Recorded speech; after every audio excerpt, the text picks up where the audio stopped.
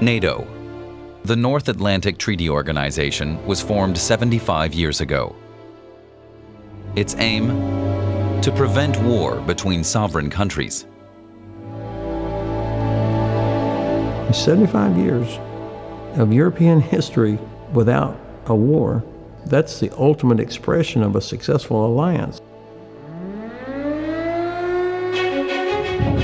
Then, on February 24, 2022, Russia launched a full-scale invasion of Ukraine. War had returned to Europe. Ukraine itself is not a NATO member, but Russia's actions have prompted the question: is the Western military alliance capable of defending itself? How strong is NATO? Among European members especially, there are some glaring weaknesses. European security is basically 90% dependent on the US. That's 27 armies that can't handle medium-sized missions on their own. In this documentary, we'll hear from people who know NATO from the inside. We cannot guarantee that we could protect Munich, Frankfurt, Berlin. Can't do it. Founded in the aftermath of the Second World War, NATO achieved the unimaginable. Over time, former enemies became partners. I think this is fascinating. There were also German officers who were part of NATO's command structure who had been fighting against the Americans and the British in the Second World War.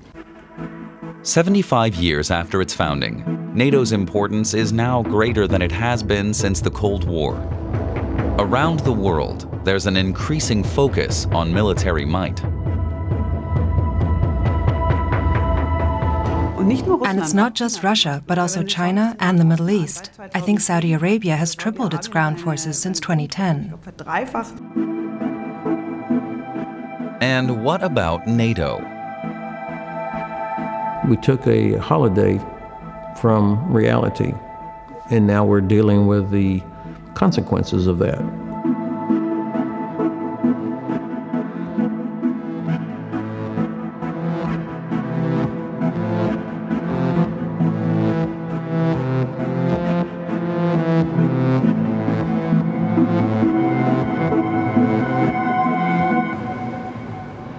This is Mons in Belgium. It's a city of about 100,000 residents, 70 kilometers from the capital, Brussels.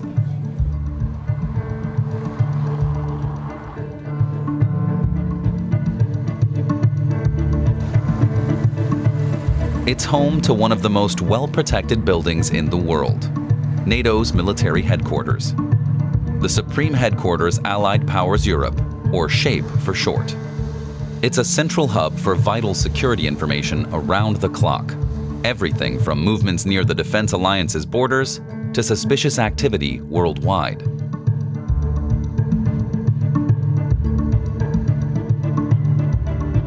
Admiral Rob Bauer chairs the NATO Military Committee. He acts as a link between the political world and the military.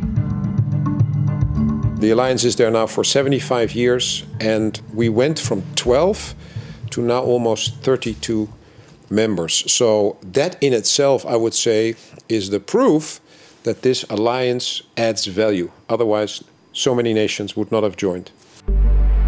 When it was founded after World War II, NATO consisted of 12 countries. Its goal during the Cold War was to contain communism and prevent the Soviet Union and Eastern Bloc from expanding their influence. Over time, 20 more countries have joined NATO, including former Eastern Bloc states.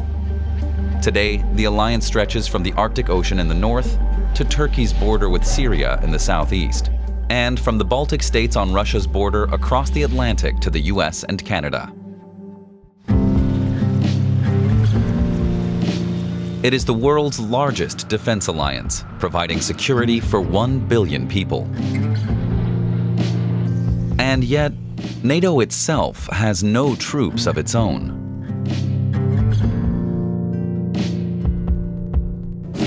The way it is constructed is that NATO is basically three things. It is command and control, it is standardization, and it is exercises. And the troops come from the nations, the sovereign states, all 31, soon to be 32. And so once nations give their troops to NATO for an exercise, for an operation, or for collective defense, once that has been done, then the Supreme Allied Commander of Europe, General Cavoli, is in command of those forces, and he can use them within the mission that he's been given. The traumatic effects of military conflict were a key factor in establishing NATO.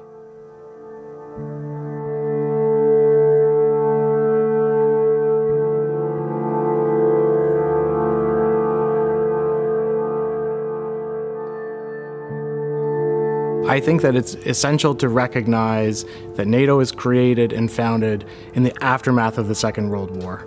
And so the war and its destruction loom over all of the people involved in these decisions. So many of these men, and they're almost all men in this story, early in NATO's history, had fought in either the First or Second World War or played a role. And so part of NATO's founding is about making sure that war doesn't happen again. So many of the people believe that what they're doing in creating NATO is preventing a return to war in Europe. When the alliance was founded, it had no military structure, no command center. First and foremost, NATO was a promise.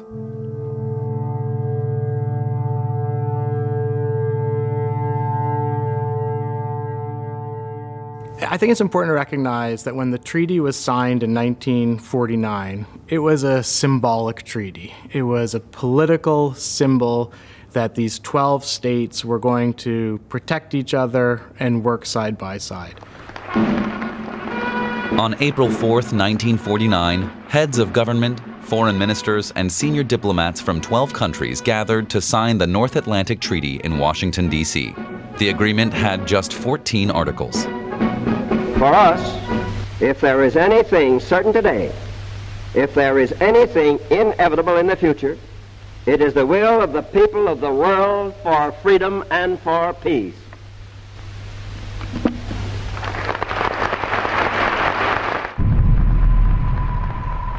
Just a few months later, in August 1949, the Soviet Union detonated its first atomic bomb. With that, the U.S. no longer had a monopoly on nuclear weapons, and the arms race gathered speed. The Soviet Union became the West's #1 enemy. With nuclear weapons in use, any provocation could have meant the end of the world as we knew it.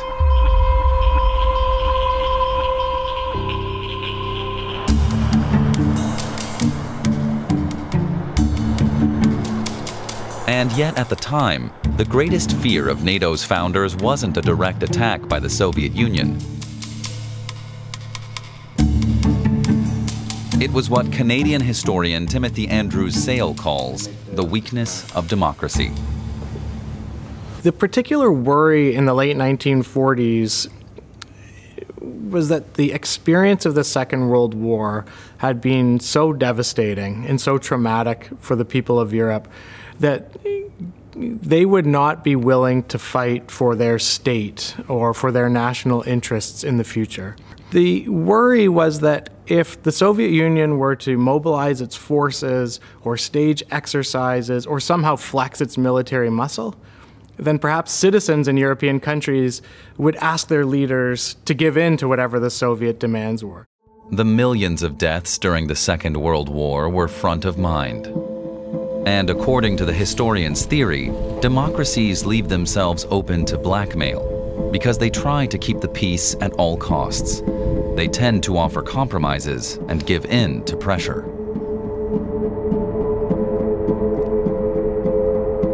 By being a part of NATO and being a part of the alliance, the leaders felt that they could go to their people and say, we're part of something bigger. And in the aftermath of the war, when leaders did not think that their people would ever be willing to fight again, it was very important to show this group strength. Today, 75 years after NATO was founded, war is once again being fought in Europe. the world's biggest military alliance has had to ask itself, if worse came to worst, how well would it be able to defend itself?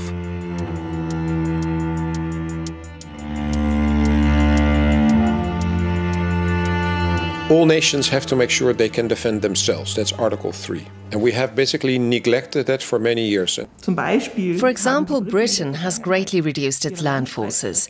Germany does have land forces, but they're not necessarily compatible with other armed forces. France has nuclear weapons, but far too few of them compared to Russia's nuclear arsenal. After the Cold War, the emphasis on collective defense faded more and more. NATO's focus shifted to operations in Afghanistan and Libya and the so-called War on Terror. We had overseas missions that required small and mobile units of armed forces. These were sent abroad for very, very specific tasks. In the crisis response operations, time is on our side. We decide, are we going to Afghanistan? And when? And with how many forces? And for how long? But in collective defense, an adversary might attack you, and then you are ready or you're not. The alliance's weaknesses are now becoming apparent. NATO has grown to include 32 countries. That's 32 sovereign states, which means a whole lot of bureaucracy. Being able to deploy and move troops quickly can be decisive in war. But in Europe, that's a big job, despite the EU and the Schengen free movement zone. From 2014 to 2017, Lieutenant General Ben Hodges was the commanding general of US troops in Europe.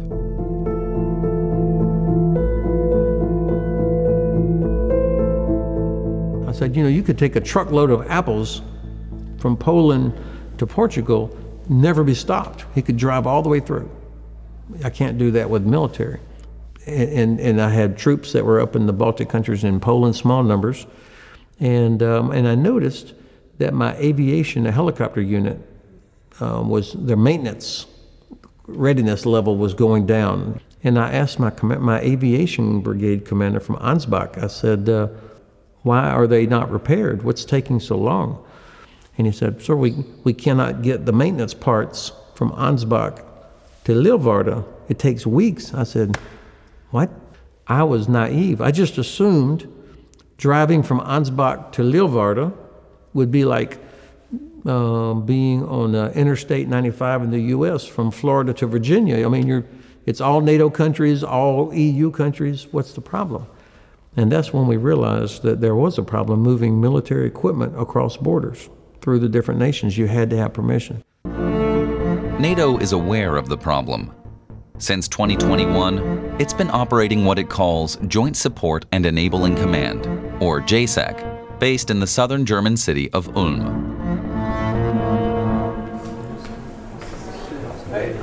JSAC's main role is to cut through the bureaucratic red tape when it comes to troop deployments. Its commander is Lieutenant General Alexander Solfrank. Looking ahead to 2024, looking back at 2023. We have a federal structure. That means you have to get states with different governments working together. There are forms that need filling out, which are very thorough and still vary from nation to nation. That's something we're working on. Then you have to consider things like customs regulations, for example, or animal disease prevention. But to move tanks across Germany, you have to put them on a train quickly, or put them on the back of one of these large trucks. We don't have enough of these trucks to carry tanks, so you need Deutsche Bahn. But in peacetime, Deutsche Bahn is not just going to stop. They shouldn't just stop doing and take tanks. So having to work through these processes, this is very tedious, it's not sexy. This is the Oberpfalz barracks in Bavaria, southeastern Germany. Tomorrow, the soldiers are traveling to Lithuania on behalf of NATO.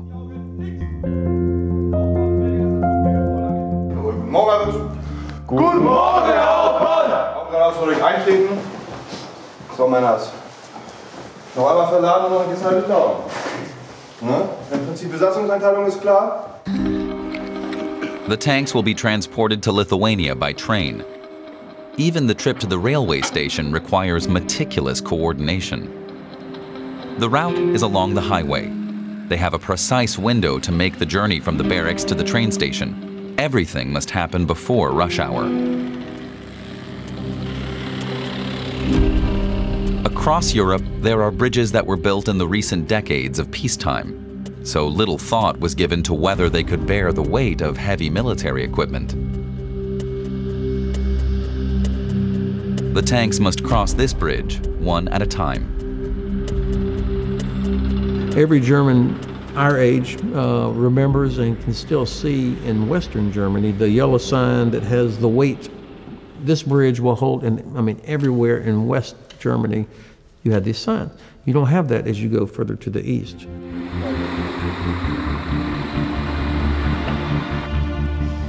Each unit being sent to NATO's eastern flank in Lithuania takes its own equipment.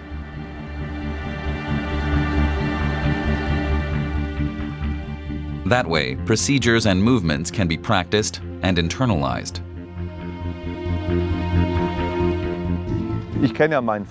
I know my vehicle.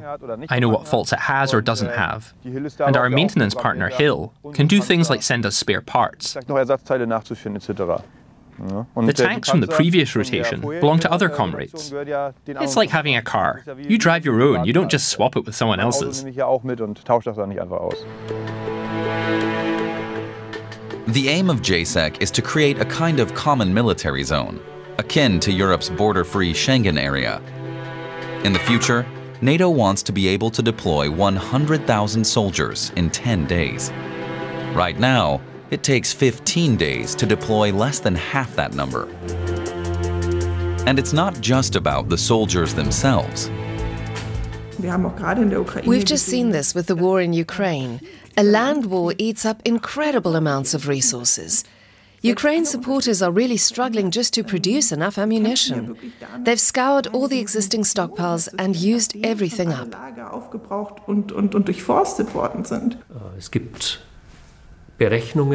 According to calculations, an average of 50,000 artillery rounds are currently being fired per day in the Russia-Ukraine war. Those munitions have to be produced. They have to be on hand. So German ammunition needs to also fit in Dutch barrels. It has to be distributed to depots somewhere in Europe in a logical way. Hopefully we'll never need it. But it's part of having credible deterrence. JSEC is also responsible for ensuring sufficient ammunition supplies in case of a direct attack. Lieutenant General Zollfrank and his international team use simulations to practice for that eventuality. How much equipment is available to troops in a given place? Where are their shortfalls? How much fuel is needed? Which roads and bridges can they use, and where might the team have to improvise? Where are the most strategic locations for weapons depots? Here at JSEC headquarters, every conceivable conflict scenario is played out. Most importantly, everything that's planned here has to be achievable at any time. Deterrence only works if our plans and preparations are credible. In other words, it has to work in the event that we have to defend ourselves. In order to do what we all want to do, namely prevent war, I have to, for example, be able to manage this redeployment of large bodies of troops in peacetime. So before the first shot is ever fired, I can make it clear to the opponent that they are going to fail. At first, everything goes to plan for the soldiers from Bavaria on their way to Lithuania. The loading process is completed. But then, there's an unexpected delay. Due to a rail strike, the train is only able to travel a few kilometers.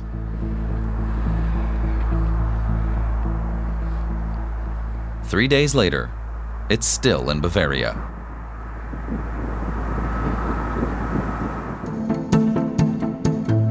NATO headquarters in Brussels, where crucial political decisions are made. In the event of an attack on a NATO member state, this is where leaders would decide whether to invoke Article 5.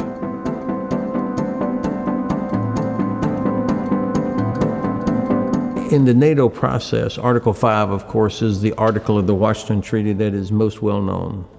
Armed attack on one shall be considered an armed attack on all. Everybody knows about Article 5. But that's not a laser beam, like if you go to a store and the door automatically opens up. There is no automatic trigger for Article 5. There'd be a consultation in which all NATO member states would have to agree to officially consider Article 5, accept it, and put it into effect. Such decisions must be made unanimously by all members. In countries such as Germany and the United States, military operations also have to be approved by Parliament or Congress. You remember last year there was a missile that landed inside Poland and killed 2 Poles. And if this was an automatic thing that somebody could have said, missile hits, it's a Russian missile, hits inside Poland, Article 5. Well, of course, the people involved in the process involved are mature enough to say, wait a minute, let's check and see what happened. In the beginning, that idea that Article 5 would compel other allies to fight to defend one ally was the hope of the British and the French and the Canadians. That's what they wanted Article 5 to say. But the United States would not have that because it took away the power of Congress to declare war. The problem is that the more countries there are, the more individual interests come into play. If just one member state refuses to consent, Article 5 falters. We have 3.2 million soldiers that need to know what to do. So it's not enough to say no. And in a war, in a crisis, if you are attacked, you can say no, but we're still attacked. So we need a solution. So if somebody says no, then we expect from that nation that says no, an alternative yes. NATO allows for what's called constructive abstention. This means that the alliance can be invoked, even if not everyone agrees. But a no vote would be a problem.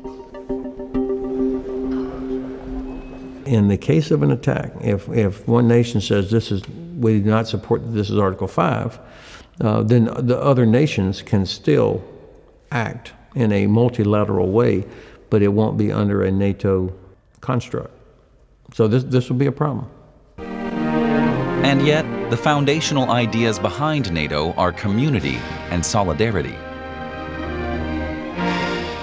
In the 1950s and into the 60s, there was a real effort to try and connect the people of the NATO countries with each other. And so things like educational exchanges and study tours and professional associations were considered to be very important in building up that solidarity within the alliance. And so a lot of American officials spend a lot of time thinking about how to build those relationships, not just between leaders, but between people in that era. Such exchanges often began with presenting the typical customs of a given country. Milk, butter, eggs, and cheese.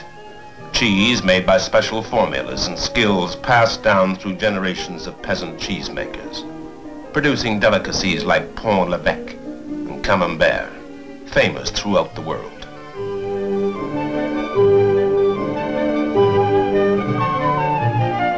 Archival material like this shows NATO's early years. Educational films from a pre-globalized era made by the organization's own press office. The focus wasn't on weapons or military maneuvers. Instead, individual member states were introduced through their traditions and culture. These films weren't intended for the public. They were shown to soldiers before they were stationed in a different country, part of pre-deployment training to help answer questions like, what are they like over there?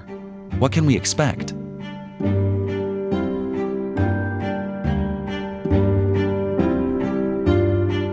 And I think this is fascinating. There were also German officers who were part of NATO's command structure who had been fighting against the Americans and the British in the Second World War. So these men had fought beside each other, in some cases had fought against each other, and then worked to build this alliance together during the Cold War.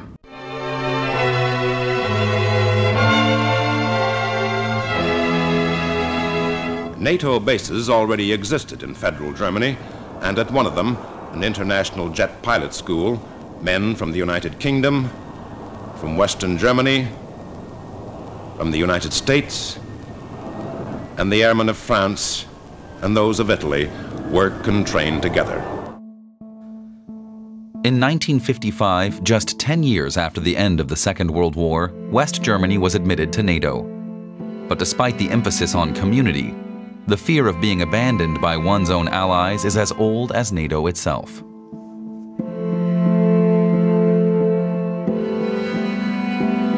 This idea that maybe some of the allies would just sit back in a war was constantly on the mind of leaders throughout the Cold War. Would the United States really defend Western Europe if, in response, the Soviet Union would fire nuclear missiles at the United States?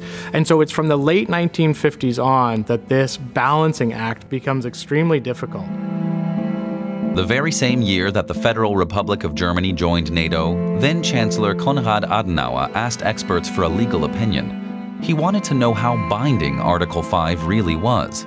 In other words, what was Washington's obligation if Germany were to be attacked? The lawyer's assessment? Both the question of whether an attack has occurred and the question of the nature and the extent of the assistance to be provided are at the discretion of the United States, which suggests that any country is free to decide whether or not to stand by an ally. At first glance, Article 5 makes you think, oh, so if I attack a NATO member state, then all the other 31 are going to come and smack me down. But if you really read it in detail, what it says is, each member promises to see an attack on another NATO member state as an attack on themselves. It doesn't say they'll then send tanks or warplanes. They might just say, yes, I see it as an attack on me, but I still won't do anything. Then-Chancellor Konrad Adenauer did not want to rely on Article 5. He opted for a different kind of guarantee: the stationing of U.S. soldiers on West German soil. For Adenauer, they were the real safeguard. One of the reasons it was so important to have American, British, and Canadian forces in Europe was that they served as something of a tripwire for Article 5 or for the other allies to come to the aid of Europeans, or Germany, especially if the Federal Republic was attacked. It's a very important political signal, because no American political leader is going to allow some American troops to get caught up in a war or a small conflict without the totality of U.S. power coming to join that fight. This is Rukla in Lithuania. Soldiers from several nations have been stationed here since 2017. They're a part of NATO's multinational battle groups. After Russia annexed Crimea from Ukraine in 2014, these small mobile units were set up under permanent NATO command. They're stationed along NATO's eastern border in Estonia, Latvia, Lithuania, and Poland. The strength of each battle group is 1,000 to 2,000 soldiers, and further battle groups have been added since Russia's full-scale invasion of Ukraine in 2022 in Slovakia, Hungary, Romania, and Bulgaria. Germany is responsible for a battle group in Lithuania near the Suwałki Gap, a 100-kilometer stretch of the Lithuanian-Polish border between Belarus and the Russian exclave of Kaliningrad. NATO believes it's where a Russian attack would be most likely.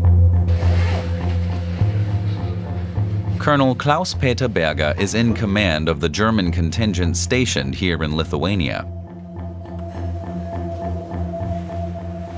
Objectively speaking, forces from Russia and Belarus are no longer present in the kind of strength we saw before the war in Ukraine.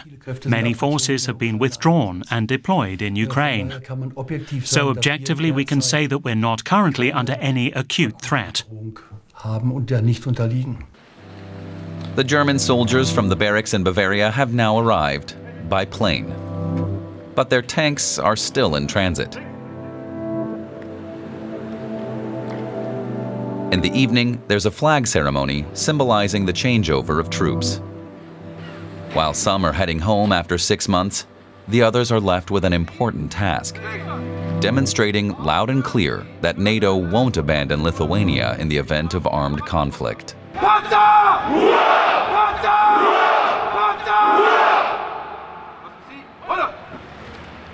So if Lithuania is attacked, it's not only Lithuania, but it is our soldiers that are working there, and therefore it is maybe not seen by people as Dutch soil and Dutch or German soil, but it is our soldiers that work there and are going to be attacked.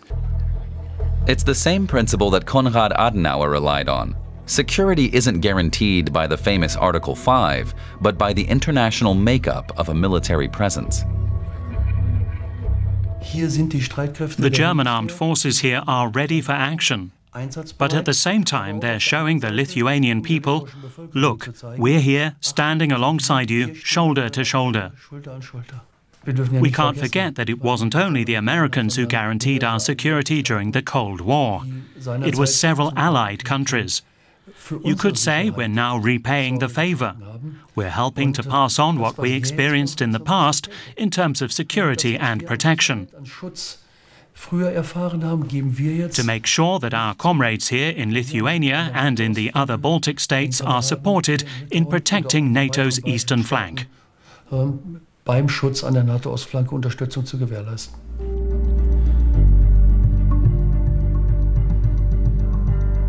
NATO's defense policy is seldom popular. Before Russia's war in Ukraine, approval of NATO in the United Kingdom was 59%.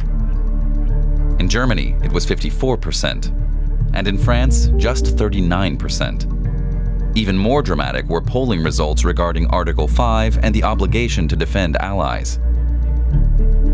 Prior to the war in Ukraine, only 32% of French respondents were in favor of providing military support to NATO member Romania if it were to be attacked by Russia. And just 14% of Germans said they would want to stand by NATO member Turkey in the event of a Russian attack.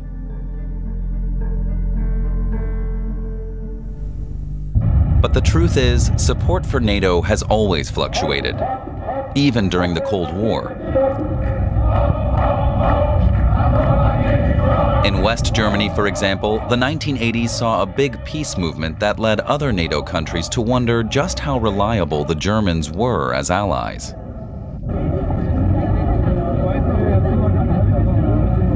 The leaders who built NATO and then the leaders who maintain NATO are frequently talking behind closed doors about Germany and their worries about what Germany will do in the world.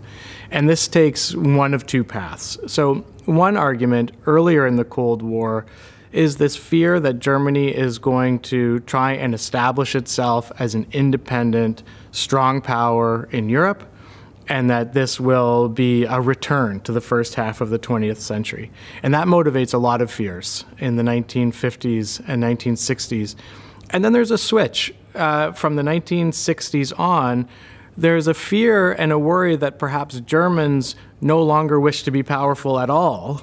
This is a period when there are major demonstrations in Germany against nuclear weapons, against NATO, against United States forces in Germany. And that sentiment still persists in parts of the population today.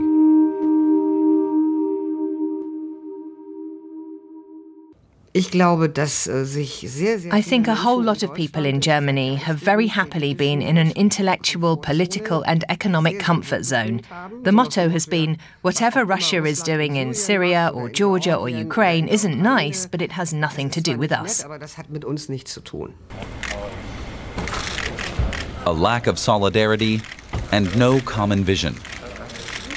In 2019, the year of the alliance's 70th anniversary, French President Emmanuel Macron went so far as to say NATO was experiencing brain death. France's problem with NATO has always been that they want more from it, not less.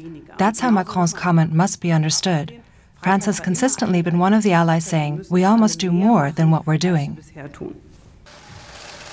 Macron criticized what he saw as a complete lack of common strategy within NATO.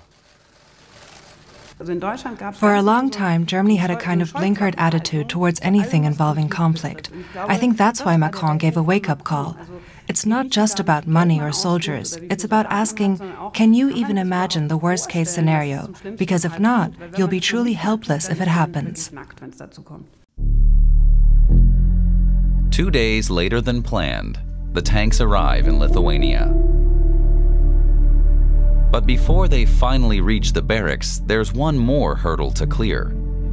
A few kilometers shy of their destination, the tanks have to be reloaded onto another train. The tracks in some Eastern European countries have different gauges and aren't compatible with those in Western Europe.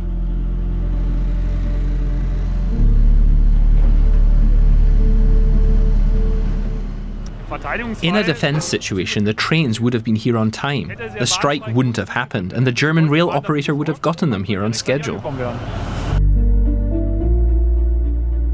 It's not until the next morning that the tanks finally head to where they'll be stationed for the next 6 months.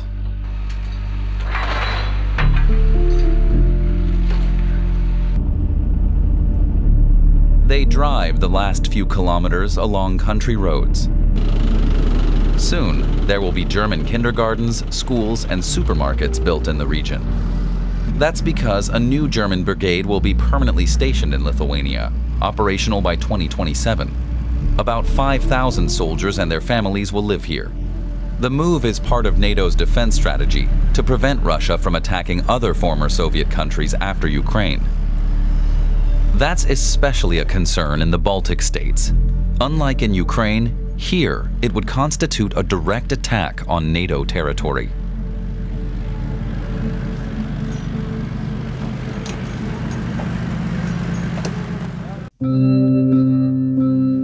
There are also conflicts between Russia and NATO on the cyber level.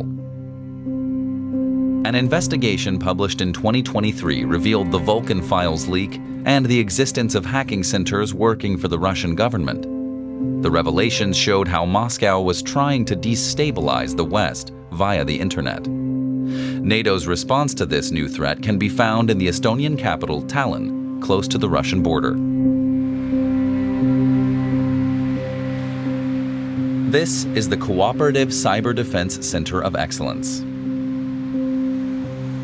So NATO in general has acknowledged the significance and importance of cyber attacks and declared in 2021 that in certain cases, so cumulative effects of cyber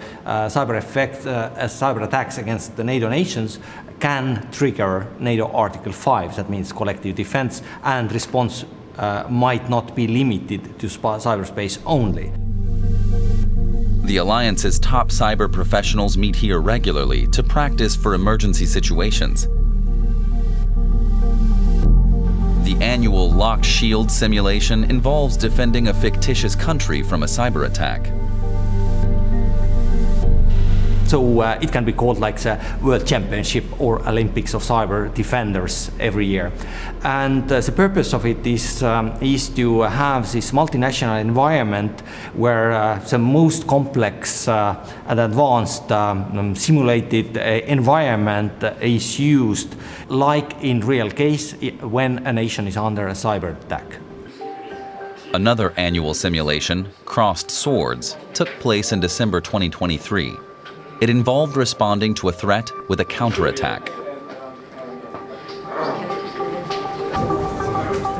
Those taking part had to disable a power plant, hack surveillance cameras, and obstruct a rail network.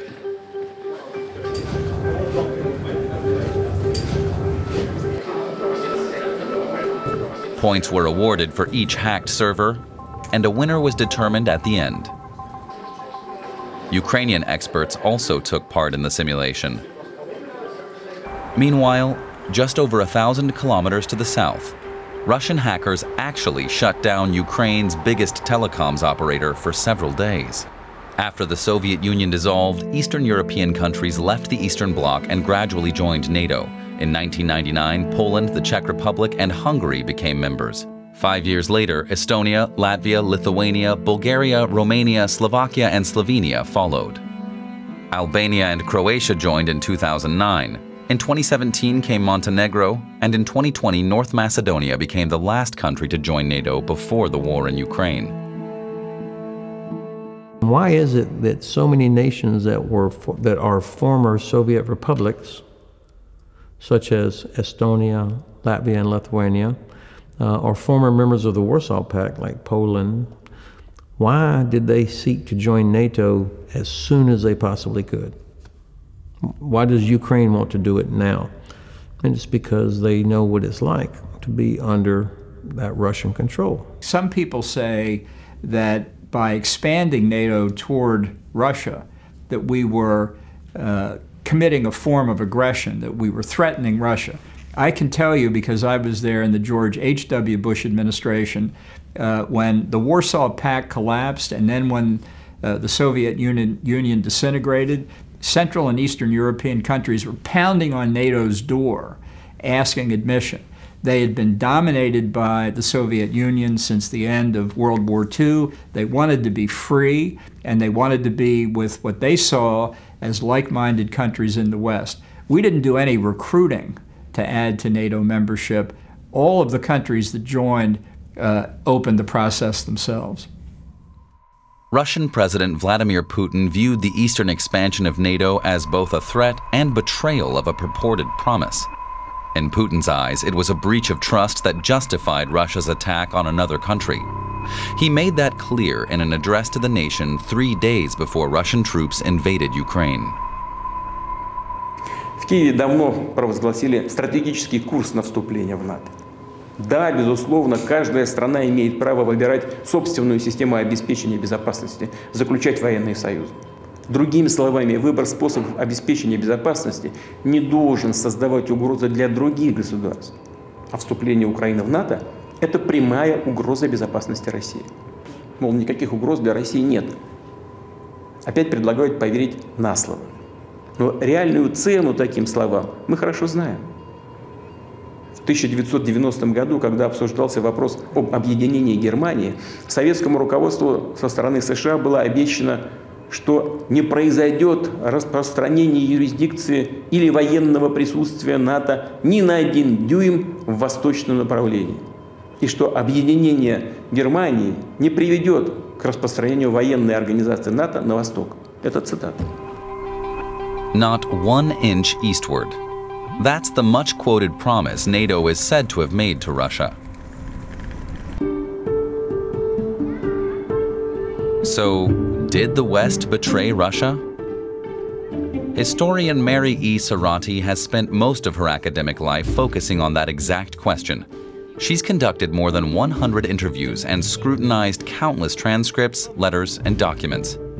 And ultimately, she found a clear answer. What I would really like would be if the Russians would lay down their weapons and go home. I can't make that happen. But in a certain sense, Putin is trying to use history as a weapon to justify what he's doing. And I am a historian. And so in my own little way, it's very minor compared to what the Ukrainians are doing, but in my own little way, I can perhaps take that weapon away from him by showing in a serious, reproducible, scholarly way the true narrative, the actual narrative of what happened. The story begins shortly after the fall of the Berlin Wall. Germany was on the brink of reunification. But there was a challenge. Germany had surrendered unconditionally after the Second World War. So the 4 victor powers, the US, France, Britain, and the Soviet Union, still had undisputed legal rights over divided Germany, and particularly over divided Berlin. So in order for Germany to unify, all 4 had to give those powers up. The 3 victorious Western powers asked themselves what the 4th power would demand.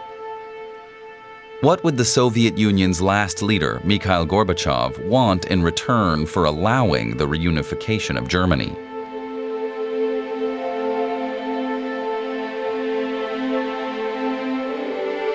The former West German foreign minister, Hans-Dietrich Genscher, was certain that Gorbachev would want the security of knowing, in Genscher's words, that neither Poland nor Hungary is going to join NATO. So Genscher thought that was reasonable and felt strongly that the Western allies, so America, Britain, France, and West Germany, should offer that to Gorbachev. Genscher proposed the idea to U.S. Secretary of State James Baker. He too thought it was reasonable. On February 9, 1990, Baker visited Gorbachev at the Kremlin. And he says roughly the following: how about you let your part of Germany go, and we say that NATO and its jurisdiction will move not 1 inch eastwards. After the meeting, Baker flew back to the U.S. to report back to his boss and good friend, President George H.W. Bush. Bush, however, was anything but impressed with the proposal. Bush says, Jim, I'm disappointed in you. I don't think we should negotiate about the future of NATO. I think NATO just won the Cold War. I think NATO is great just the way it is. So we're not going to do that. And you need to let people know. So one of my more interesting discoveries was a letter that Baker then wrote to the West German Foreign Ministry at the end of February saying, I'm sorry, I shouldn't have said that. I've caused confusion. We need to stop talking about this. And after that, this offer disappears from the American negotiating position. 2 weeks later, Bush invited West German Chancellor Helmut Kohl and his wife to Camp David, the U.S. president's country residence.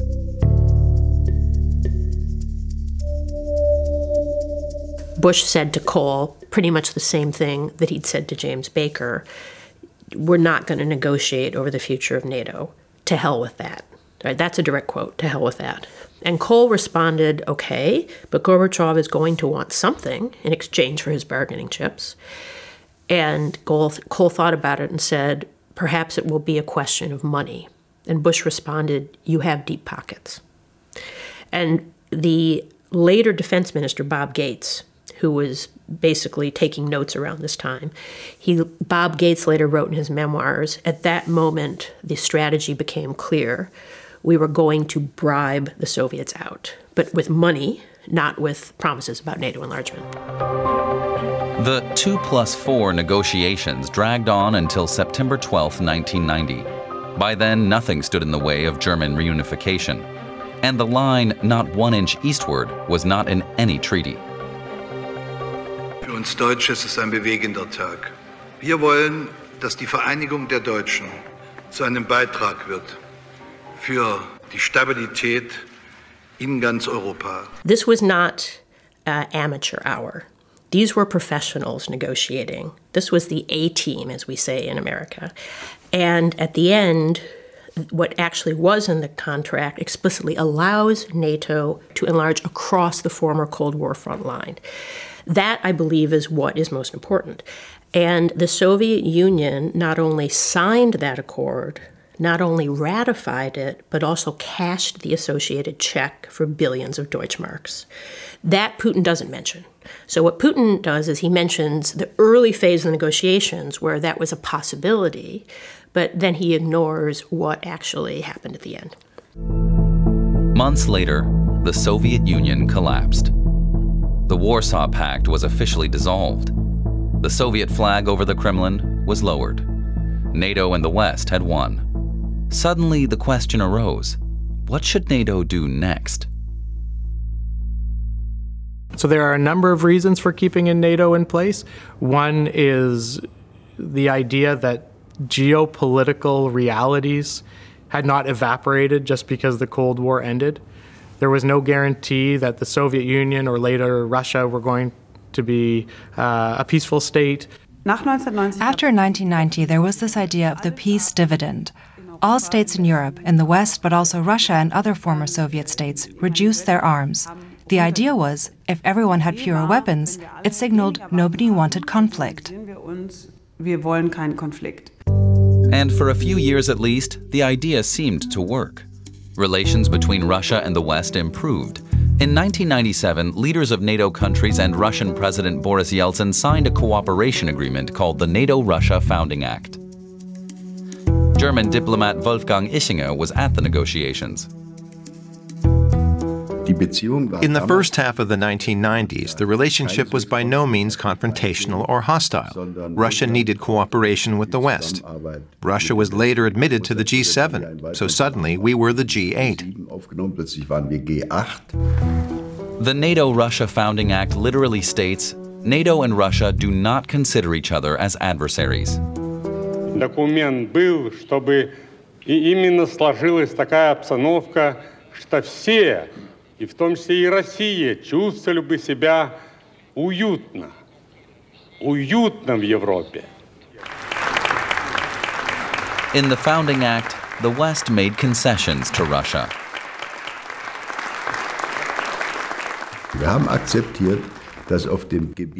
We agreed that no nuclear weapons would be deployed on the territory of future Eastern NATO member states. Period. No ifs or buts. We also accepted that the deployment of troops from NATO member states in those countries would only be allowed to take place in a very limited way.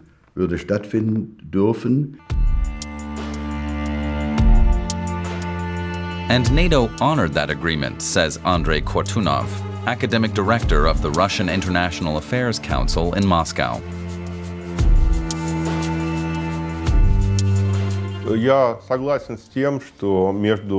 I agree that between 2014 and 2022, the North Atlantic Treaty Organization showed a certain restraint.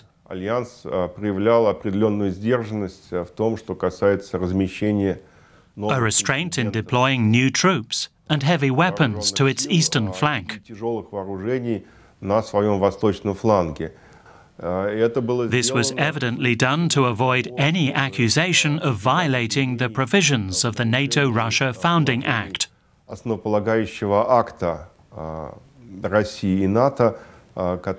Act does not allow the parties to station large arsenals of weapons along the Russian border.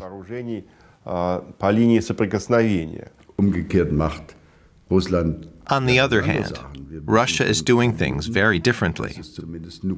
We have to assume that there are nuclear-capable missile systems in Kaliningrad, which wouldn't give much warning to us sitting here in Berlin. A lot is happening there. We haven't done any of that.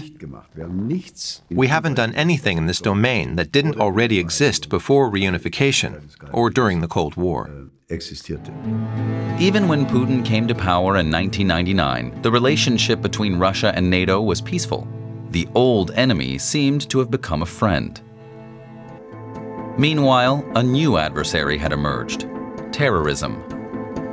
To this day, the alliance's Article 5 has only ever been invoked once, following the terrorist attacks of September 11, 2001. Today, our fellow citizens, our way of life, our very freedom came under attack in a series of deliberate and deadly terrorist acts. The pictures of airplanes flying into buildings, fires burning, huge structures collapsing, have filled us with disbelief. At the time, Stephanie Babst was a NATO security advisor at headquarters in Brussels, watching as events unfolded.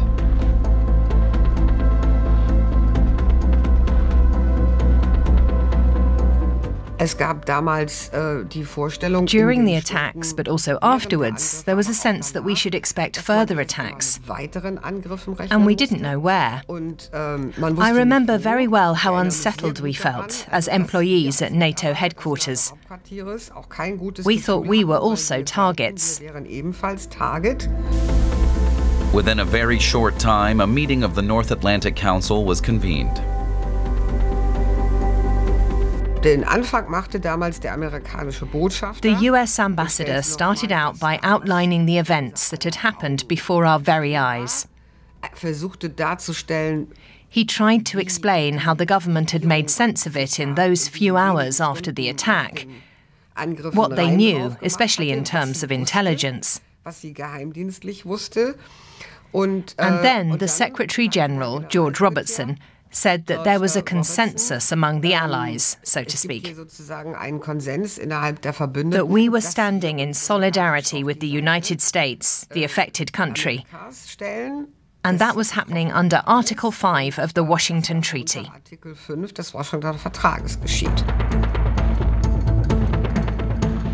The Council agreed that if it is determined that this attack was directed from abroad against the United States, it shall be regarded as an action covered by Article 5 of the Washington Treaty. In that regard, there was a considerable risk in invoking Article 5, because nobody knew what the situation would be like in a week's time, and whether the Americans would suddenly demand immediate military support from their allies. Nobody could know that 48 hours after the attacks.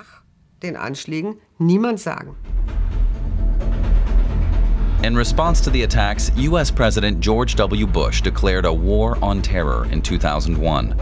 70 nations took part in the subsequent war in Afghanistan, including all NATO countries, and Russia. A few days after the attacks, Putin, speaking German, addressed the German parliament in Berlin.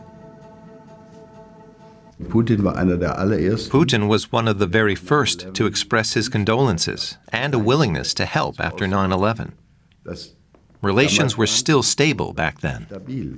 Wenn wir aber, geehrte Damen und Herren, angefangen haben, von der Sicherheit zu sprechen, müssen wir uns zuerst klar machen, von wem wir uns schützen müssen und wie. In diesem Zusammenhang kann ich die Katastrophe, die am 11. September in den Vereinigten Staaten geschehen ist, nicht unerwähnt lassen. Menschen in der ganzen Welt fragen sich, wie es dazu kommen konnte und wer daran schuldig ist. Ich finde, dass wir alle daran schuldig sind. Vor allem wir, die Politiker.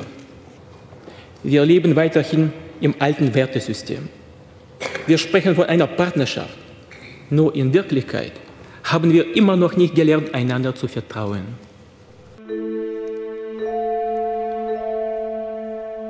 Putin supported NATO in Afghanistan in the fight against al-Qaeda. Some of NATO's logistics were routed via Russia. At the time, Putin even considered the prospect of Russia joining NATO.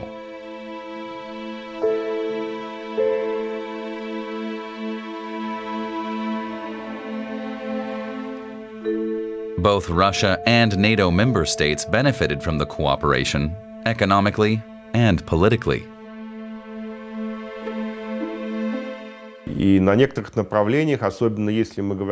There was a very good cooperation between the West and Russia, especially in the early 2000s. The best example is probably the transportation options that Russia offered NATO during the war in Afghanistan. The so-called Northern Transport Corridor worked well for several years. It proved to be very effective.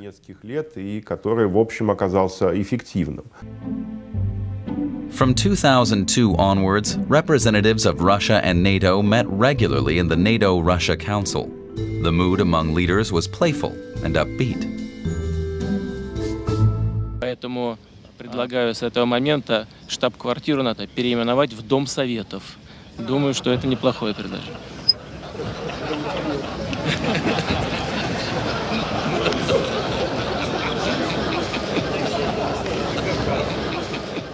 The slippery slope. Things started to go downhill with the U.S. decision to intervene in Iraq, if not before then. Because Moscow, of course, had the feeling that a red line had been crossed. If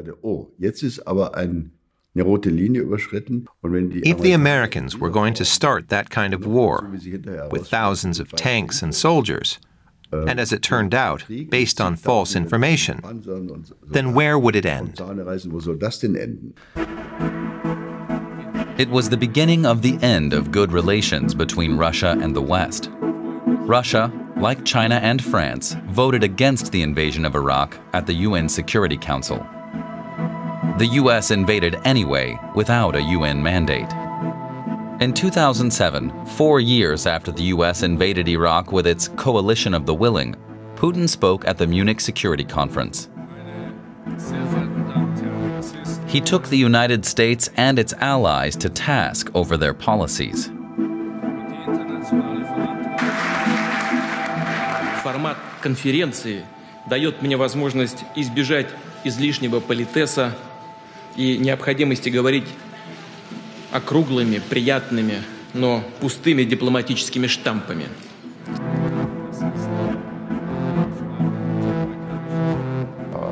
Для Запада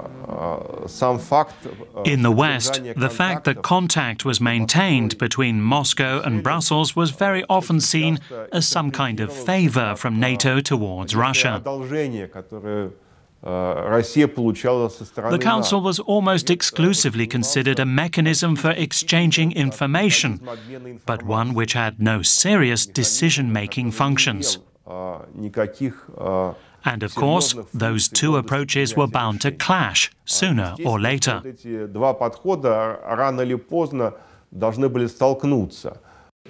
Мы видим все большее пренебрежение основополагающими принципами международного права. Больше того, отдельные нормы, да по сути чуть ли не вся система права одного государства, прежде всего, конечно, Соединенных Штатов, перешагнула свои национальные границы и, по сути, во всех сферах, и в экономике, и в политике, и в гуманитарной сфере навязывается другим государствам. Ну, кому это понравится? Кому это понравится? We probably reacted unwisely.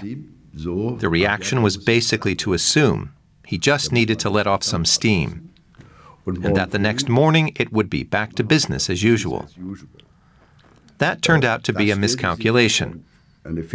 We found that out in 2008 at the latest, when Russia responded to the Georgian uprisings with massive military force. After that, things really went downhill.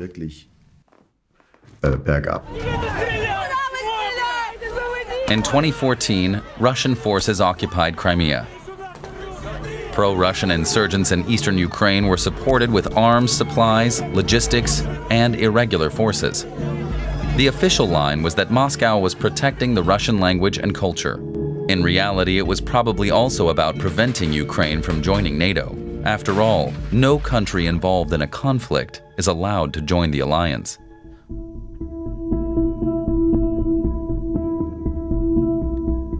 Russia's full-scale attack on Ukraine would follow in 2022.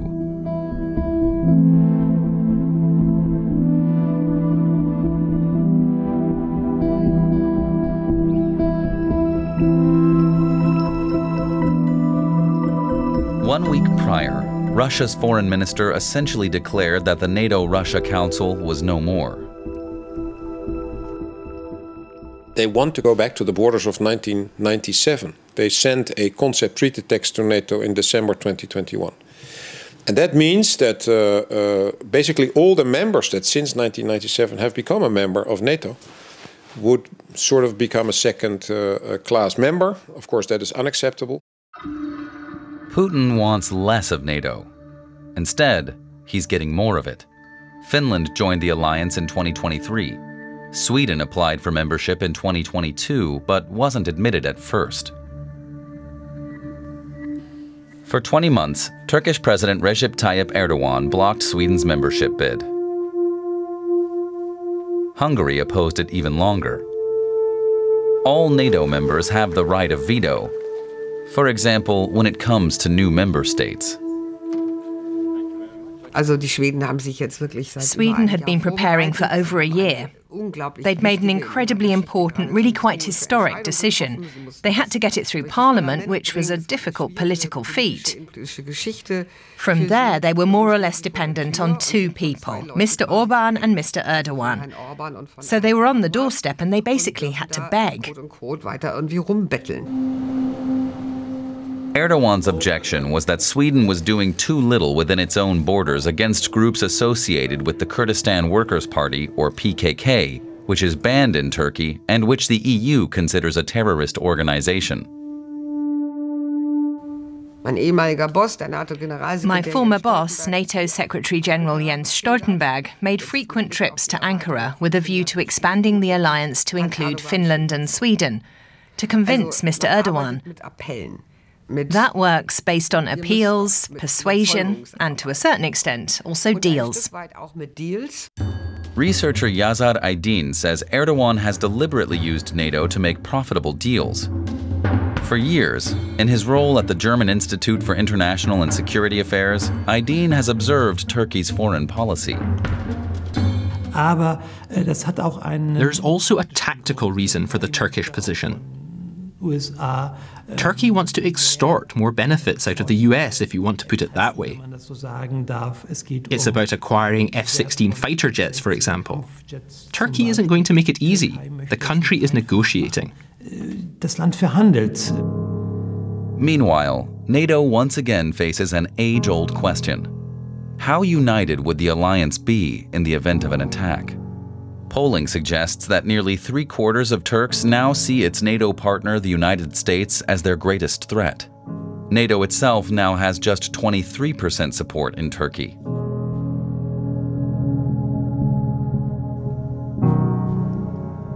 Erdogan, meanwhile, has fostered a friendly relationship with Russia for years. While the West imposes sanctions, Ankara and Moscow have traded extensively. In 2023, after the invasion of Ukraine, Erdogan said he considered Russia to be just as trustworthy as the West.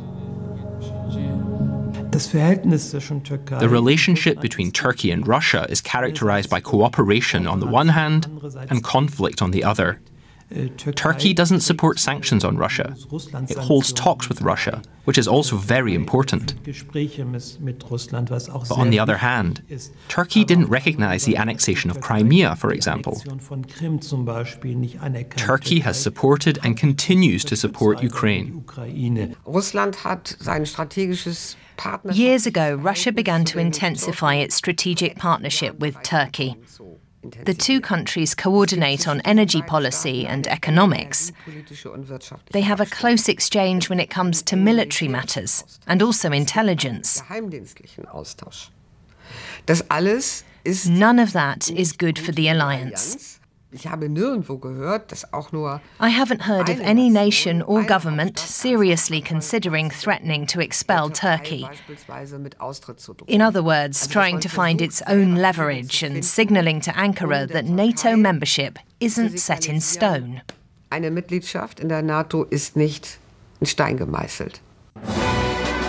The issue is NATO needs Turkey more than Turkey needs NATO. Geographically, it offers the alliance access to the Black Sea and it's a doorway to the Islamic world. But above all, NATO relies on it militarily. To mark the 100th birthday of the Turkish Republic, the country has been demonstrating its military strength.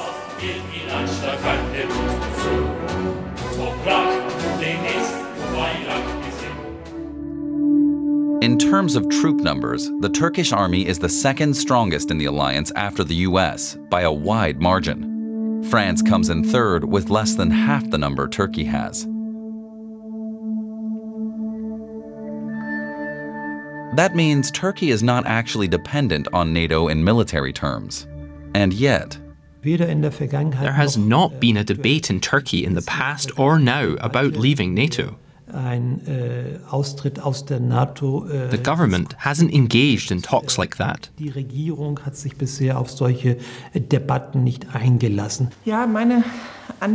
My assumption is that strategically it's much more advantageous for Turkey to have one foot in the West while also being a regional power. That gives them twice the security. They project their own power regionally, for example, playing Ukraine and Russia against each other. They focused on their position vis-à-vis the Black Sea and Syria, and at the same time they have the security of NATO and the West. It's a strategic advantage for Turkey. To give that up would give them less room to maneuver. They're doing the balancing act very skillfully right now. So I don't think it's a realistic option for Turkey at the moment, or at least for Erdogan, who plays that game very well. Erdogan is a sober and calculating person.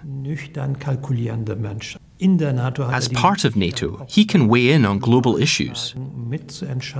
That gives him leverage against Russia and also Europe. He's sitting alongside the strongest countries in the world. Why give that up?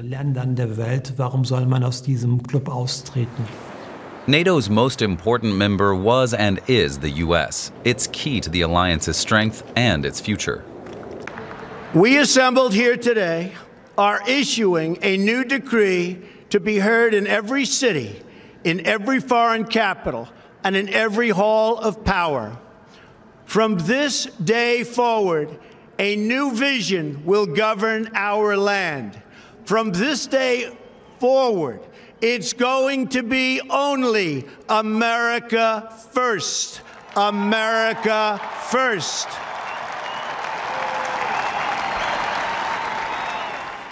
The United States plays an extremely important coordinating role in NATO.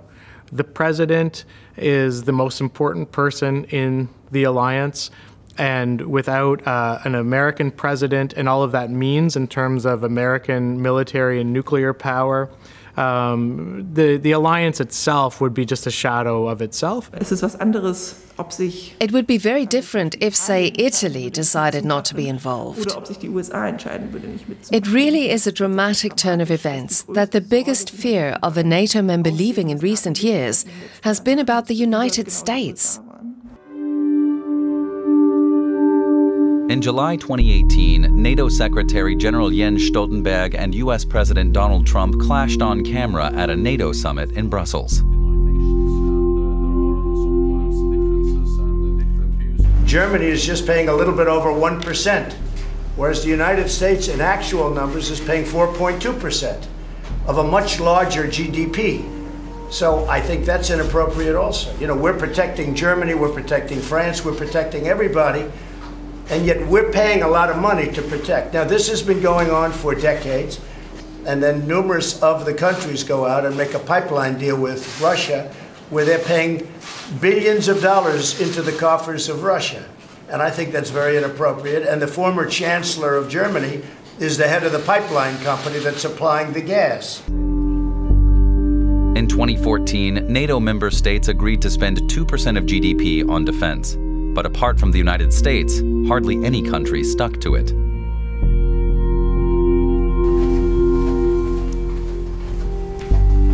John Bolton was U.S. National Security Advisor for around 18 months under Donald Trump, until the president forced him to resign. When I took the job as National Security Advisor, I believed that the weight of the decisions that the president had to make in the national security field, the gravity of the responsibility, would weigh on Donald Trump and discipline him in the same way it had for 44 American presidents before him. Bolton was there on the second day of the NATO summit when Trump nearly caused a major incident.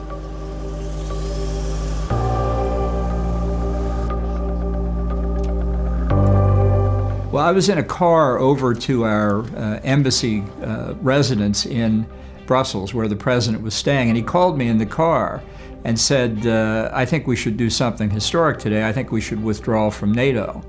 And I said, somewhat surprised by that, I said, well, let's discuss it. I'm almost there.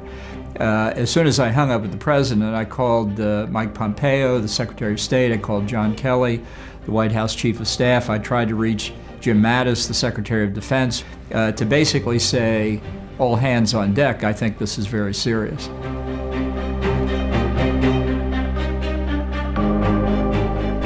For the first time in NATO's history, a U.S. withdrawal seemed a real possibility.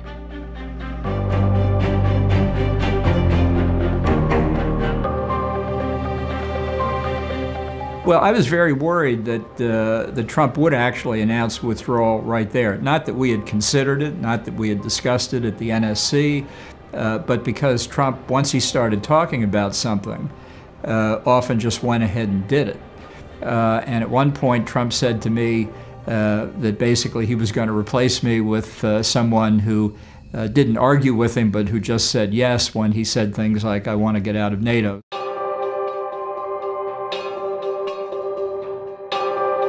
The last conversation I had with him, he was literally sitting at the big table in the NATO meeting room. He called me up and said, well, shall we do it? And I said, go right up to the line, but don't go over the line. And then I went and sat back down. And when I sat down, I had no prediction what he would do.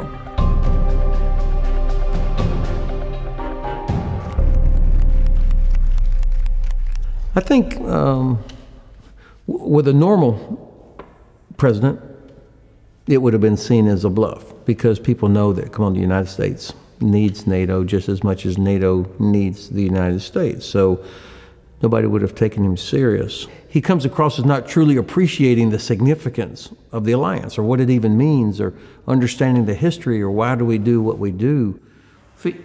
He understands the world in a transactional sense, quid pro quo. If I give you security, what do I get in return? Why do I have a worse deal when it comes to NATO? He didn't appreciate that NATO was important for the US in order to create global stability and security. For him, it's just a deal. You give me this and I'll give you that. That's not what NATO is about. Nothing came of Trump's threats, but NATO allies, especially those in Europe, were concerned. Berlin, July 2019. A simulation was carried out by London's International Institute for Strategic Studies and the Körber Foundation. Security experts from Germany, France, the UK, Poland, and the US took part. Everything happened in secret. Neither the location nor the participants were disclosed. Nora Müller is Executive Director of International Affairs at the Körber Foundation. For these scenario exercises, we invite government officials, but also people from the academic world and from think tanks. They come from various countries that are relevant for the scenario we're playing out. And a very important requirement in these simulation games is that the list of participants remains absolutely confidential. The fictitious scenario was this. During a second Trump presidency, the US announces its withdrawal from NATO. It wasn't a military scenario. It was a political one. What concessions would the remaining member states be prepared to make? Would NATO even collapse under the strain of a US threat? The German team was quite prepared to throw the issue of trade policy into the equation. The Polish team was relatively quick to enter into talks with the Americans along the lines of, hey, what can we do beyond NATO in terms of a bilateral security policy agreement? And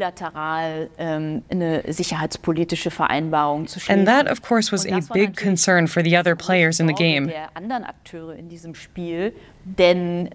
Because if we start making bilateral security agreements with the US, the structure of NATO will be undermined.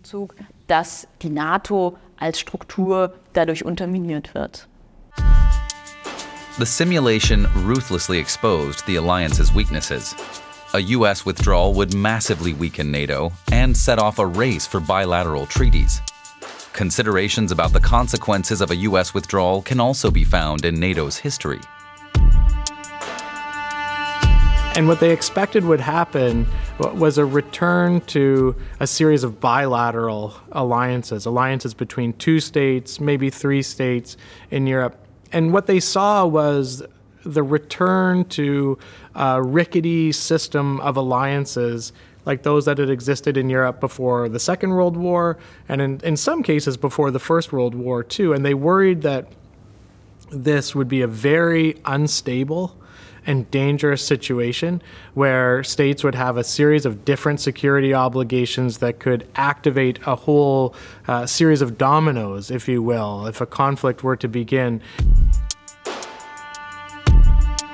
The scenario secretly played out in Berlin in 2019 became relevant once more in 2024. Trump has repeatedly made NATO an election issue in his campaign appearances.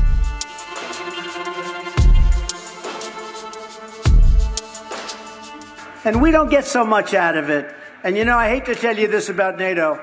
If we ever needed their help, let's say we were attacked, I don't believe they'd be there. I very much fear if he becomes president again, he will withdraw from NATO. He will probably also abandon Ukraine, and who knows what else he will do. I think it will be very destructive, very counterproductive. I think that Trump will withdraw from NATO because he has felt for so long that it was something he wanted to do. I think he feels frustrated that he wasn't able to do it in his first term. He probably blames people like myself and several others. And in a second Trump term, he will not be burdened by people like me, I can tell you. They asked me that question. One of the presidents of a big country stood up and said, well, sir, if we don't pay and we're attacked by Russia, will you protect us? I said, you didn't pay? You're delinquent? He said, yes, let's say that happened. No, I would not protect you. In fact, I would encourage them to do whatever the hell they want. You got to pay. You got to pay your bills. And the money came flowing in. We were like the stupid country of the world, and we're not going to be the stupid country of the world any longer. We're not going to be. The real danger isn't an official US withdrawal from NATO. That's something that Congress made clear again in 2019 with legislation. The President does not have the power to break the North Atlantic Treaty. Treaties have to go through Congress. The real danger is a lack of political will to do anything in the case of an ally being attacked, whether the President in the White House is Trump or someone else. Even if Trump is re-elected and doesn't officially withdraw from NATO because the US Congress doesn't allow him to, he can still decide to do nothing if an attack takes place. The US Congress would still have the power to declare war, but the US President, as military commander, could simply not send troops. Could the world's largest military alliance and its famous Article 5 be undermined by just one person? And that's not the only threat to NATO. Global power dynamics have been shifting for years. For one thing, US society is changing. But also, in recent years, there's been a dramatic increase in the perception that China is a threat, the only global player that could take on the US. Russia's in a completely different category when it comes to that. According to the Global Firepower Index, China is ranked just after the United States and Russia when it comes to military strength worldwide. Modernization of Beijing's military is set to be completed by 2035. Plus, China already has the largest navy in the world. Satellite images from recent years show how China has built up huge military bases on small, undeveloped atolls in the South China Sea. China is taking an increasingly aggressive stance towards Taiwan and other Asian states. Those states are in turn also hoping for assistance from the US and NATO. We're also seeing this with Ukraine. Increasingly, the question is, can we be equally active in both these theaters, in both regions? What we're now spending on Ukraine in terms of weapons and support, shouldn't we already be supplying that to Taiwan too in case of a conflict? That debate is going on in the US. I was part of a delegation to the US in 2019. During our discussions, the Americans told us, Russia's your problem. It's a European problem now, not ours anymore. You have to take care of it. That's not going to change, even if in 10 or 20 years we have better relations with Russia. Until then, Europeans have to come to terms with the idea that the US may simply not be able to act in a conflict, because they may be busy elsewhere. The fundamental challenge for Europeans in the future will be to show how they can also be useful, and not just a beneficiary of US security. Or is there a need for a plan B, like a unified European army? After all, Article 42 of the Treaty on European Union contains its own mutual assistance guarantee similar to NATO's Article 5.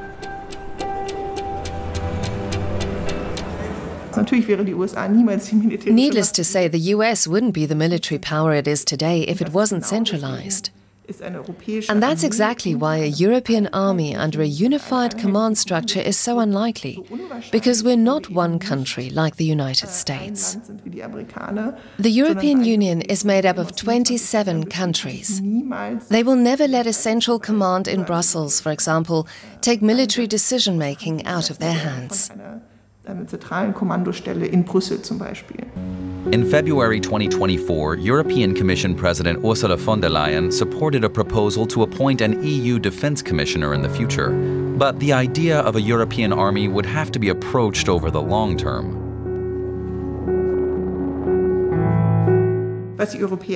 What the Europeans can do is align their armies so that they're complementary, so that they work together. They still wouldn't achieve the necessary level of deterrence against Russia, but at least they'd have a foundation on which they could carry out small to medium-sized missions on their own.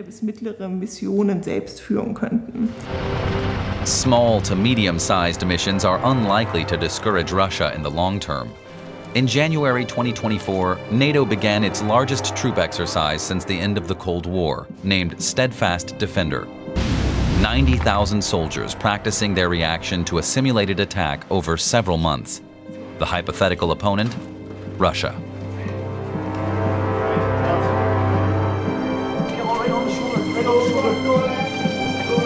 United Kingdom diplomat had said, essentially, every time NATO gets into trouble, the Russians come along and save it.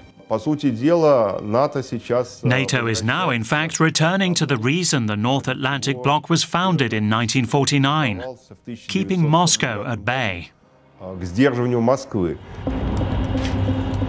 Whether Putin likes it or not, Russia's war in Ukraine has reinvigorated NATO.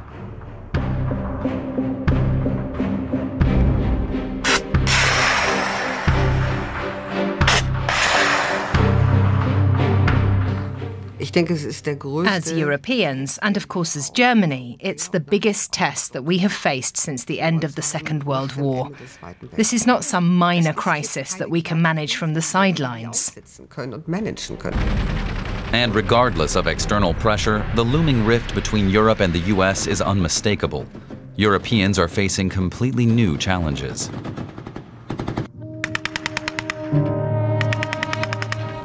Because the military power of all European states put together is simply too small compared to what the US has. Creating a European defense policy that could function without NATO would take decades, not to mention require much more than the 2% of GDP that's being demanded today. Just providing the money isn't enough. Things have to be produced. Weapon systems would have to be made, the kind Europe can only dream of today. The post-Cold War peace dividend seems to have been used up. Defense is once again part of everyday political discourse. I have a family. A lot of us here are fathers and mothers. We don't want war. It's the very thing we want to prevent. So how can it be prevented? By preparing for something like it, and by sending a message to somebody who just over a year ago carried out an attack on a neighbor. By saying, that won't work here. After 75 years, NATO is once again confronting the task it faced when it was founded: preventing a war.